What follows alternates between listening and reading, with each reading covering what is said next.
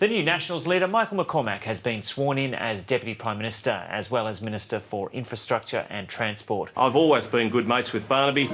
Hello, darkness, my friend.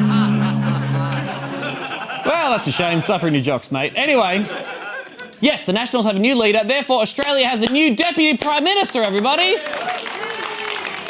Yeah, that is what I'm talking about. Who is it? Why, it's Michael McCormack, of course. Seen here, I guess. I'm not sure, because like you, I've never heard of fucking Michael McCormack. Which means it's now time for our segment, a new segment here at Tonightly. Who the fuck is Michael McCormack?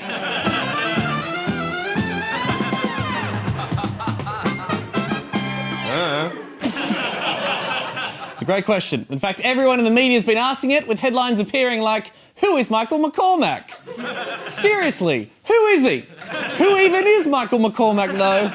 While the Fin Review went in a different direction, wondering about the potential new Nationals leader, Mark McCormack.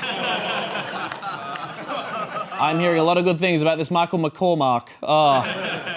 I'll tell you something, Michael McCormack is not. He's not a farmer, okay? The Labor Party have noticed that Mr McCormack will be the first non-farmer to lead the Nationals since Charles Blunt in the late 80s. There you go. The guy's breaking down barriers, people. He's broken through the glass ceiling. The glass ceiling. The glass ceiling. It's a Monday, people. Come on, that's pretty good. The glass ceiling. And he's representing the non-farming community within the National Party. Finally, some diversity out there. Yeah. Feels like 2018. So what do people think about this non-farming Michael McCormack? Nationals MP Darren Chester says Australians will like Mr McCormack once they get to know him. Fair enough. He's been in Parliament for 8 years, but OK, let's get to know him. What can you tell us about yourself, Michael? I can't cook. All right. That's seriously all we've got. One group of people who know a fair bit about Mr McCormack is the gays. Any gays in tonight? Disgusting. News Corp ran a story this morning reporting that LGBTQI advocacy groups have expressed concerns about McCormack becoming Deputy PM because of comments he made in this editorial piece from 1993. They were horrific comments, beautifully recited here by Lisa Wilkinson. A week never goes by anymore that homosexuals and their sordid behaviour don't become further entrenched in society. Thanks, Lisa. Oh, OK, right, there are some gays in. Couple of things here. First of all, sordid behaviour, great drag name. OK, write that down. You're going to want to use that this weekend. Secondly, let's take another look at that photo of McCormack next to those comments. Now, it's very confusing because the words are very homophobic, but the photo looks a lot like a divorced dad on Grindr. Hi there, I'm Michael. I'm new here. Treat me like a dirty dog. I don't know what people say on that. Now, in the editorial, McCormack went on, and so did Lisa. Unfortunately, gays are here. Hello! And if the disease their unnatural acts help spread doesn't wipe out humanity, they're here to stay. Happy Mardi Gras, everybody! Whee! Oh, there's so much to celebrate. The disease my community's unnatural acts help spread hasn't wiped out humanity. Also, Cher's coming. Everyone loves Cher. Should be said that Mr McCormack has apologised for those comments multiple times, saying in August, during the same-sex marriage debate, I have grown and learned not only to tolerate, but to accept all people, regardless of their sexual orientation.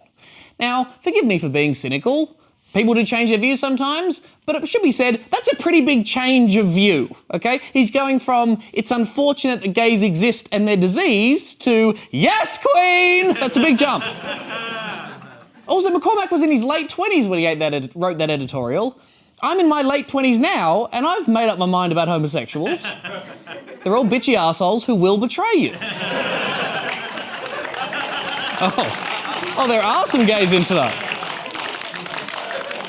And remember, he wrote it for a newspaper that got published. It wasn't like an overheard remark or a rogue tweet in 1993. He fucking wrote it, and he was the editor of the paper too, so he had to edit it as well. All right, let's see what we got here. A piece from a young Michael McCormack here saying that gays spread disease with their sordid behaviour. Nope, no edits needed there at all. To the presses! Top work, me, yes! press it! After personally voting no in the same-sex marriage postal survey, McCormack did eventually respect the will of his electorate and voted yes in the parliament, which is more than can be said for his Nationals Party colleague Keith Pitt, seen here being your dentist. Pitt was one of the 4 MPs who voted no on same-sex marriage, even though his electorate of Hinkler voted yes.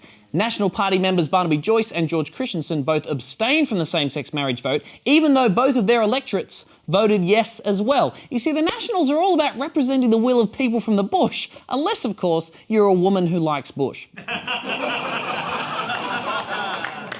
A woman who likes bush. Lesbians. Do I have to explain all these? It's Mardi Gras, people. Now, I certainly hope that Michael McCormack will usher in a new era of queer wokeness in the Nationals. That'd be lovely. Who knows? I mean, this morning, 3AW Melbourne tweeted that in order to win his leadership, McCormack had beat off George Christensen. So that is an encouraging sign. Things are changing. Things are changing. You'd think a simple vote would be enough, but apparently no. Who am I to judge?